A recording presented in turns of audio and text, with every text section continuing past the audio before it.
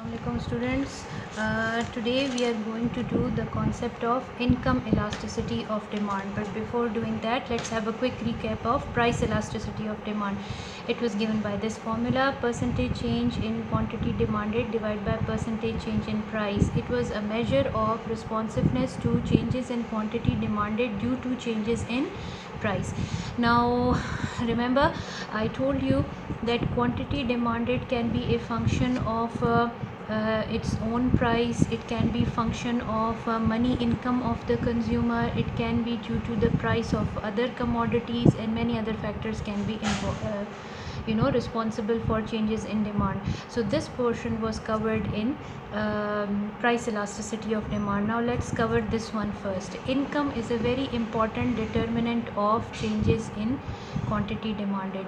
If a person starts earning more, his consumption pattern totally changes. Okay, so if we want to measure how much change in quantity demanded comes about due to certain percentage change in income, we use the concept of income elasticity of demand. We represent it by EY, and it is given by this formula: percentage change in quantity demanded divided by percentage change in income.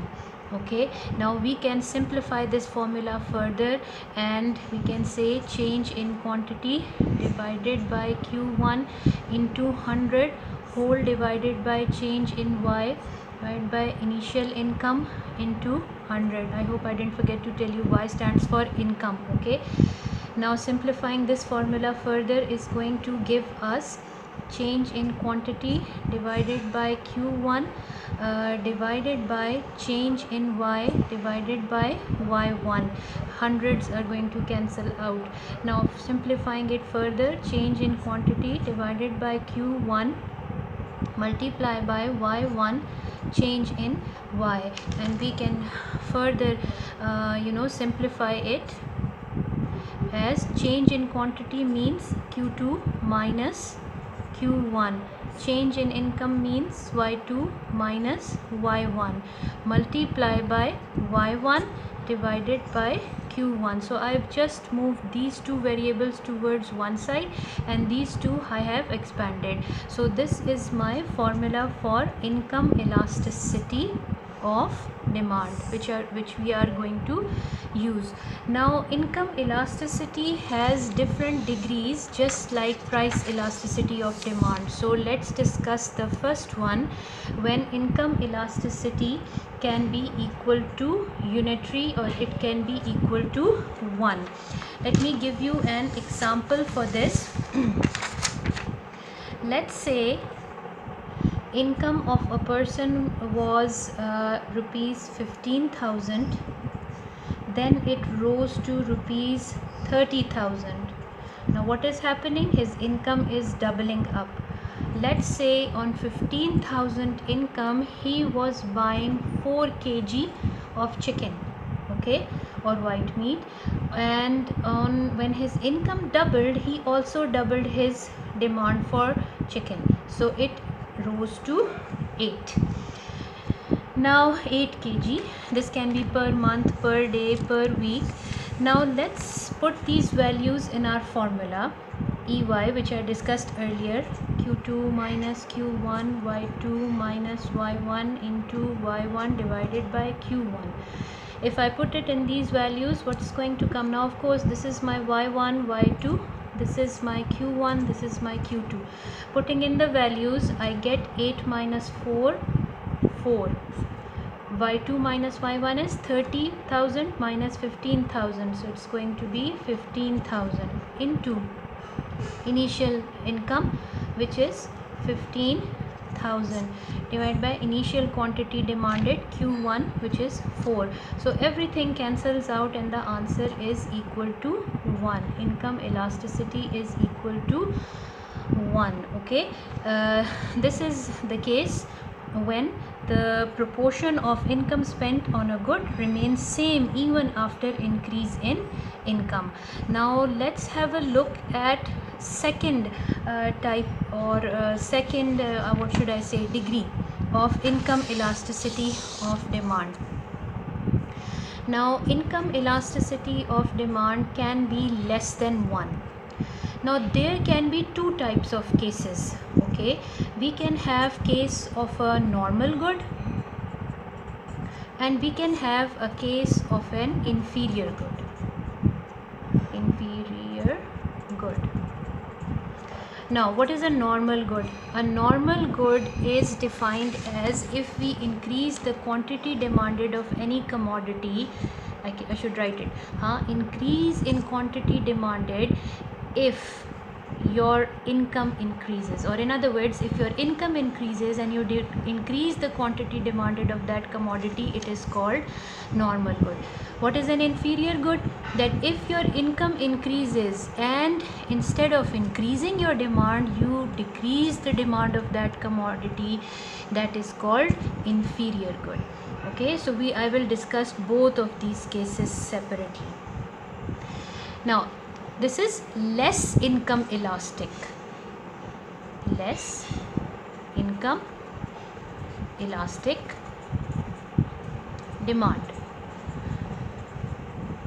Now imagine for a normal good, let's say a person was earning 10,000. Okay, then his income rose to 15,000. So there is how much increase? 50% change in his income.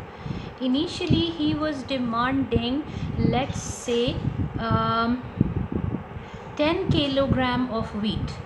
Then when his income increased, he increased the demand by 2 kg. So he is now demanding 12 kilogram. Over here the increase was 50% increase in income, but the increase in demand is only 20%.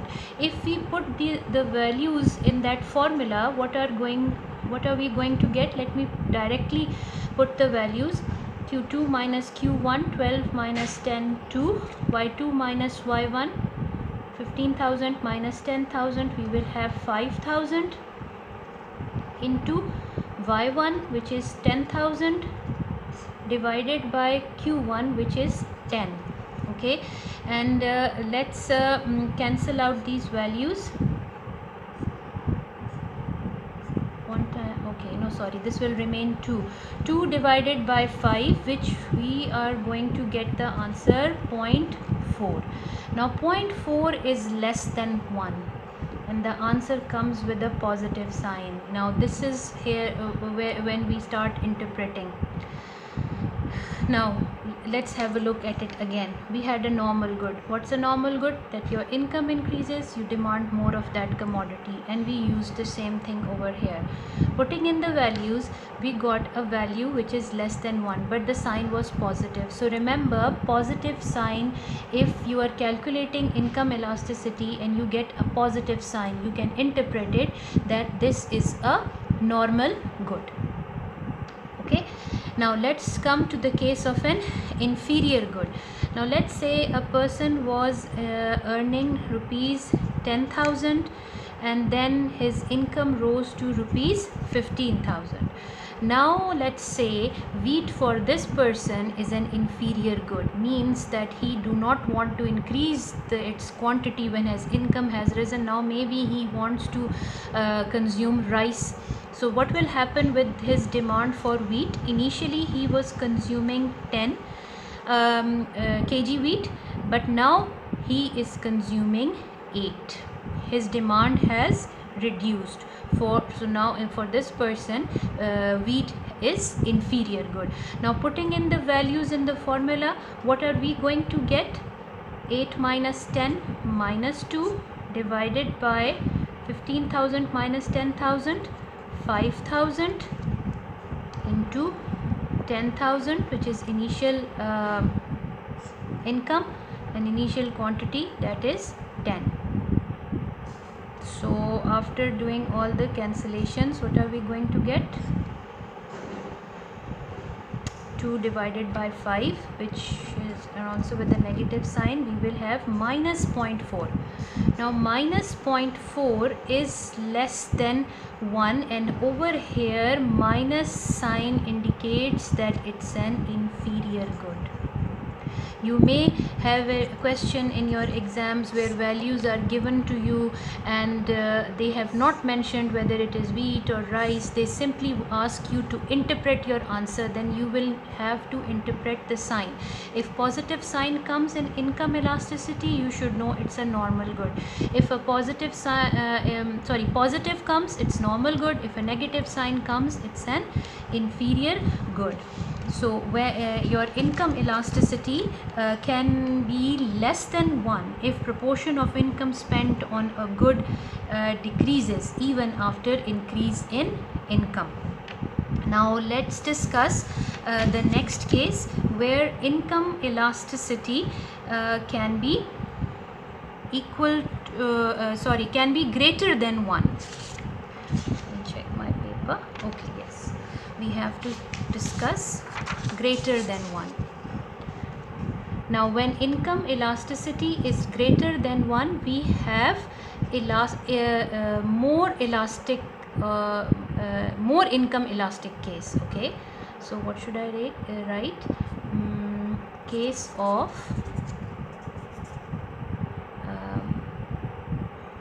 highly income elastic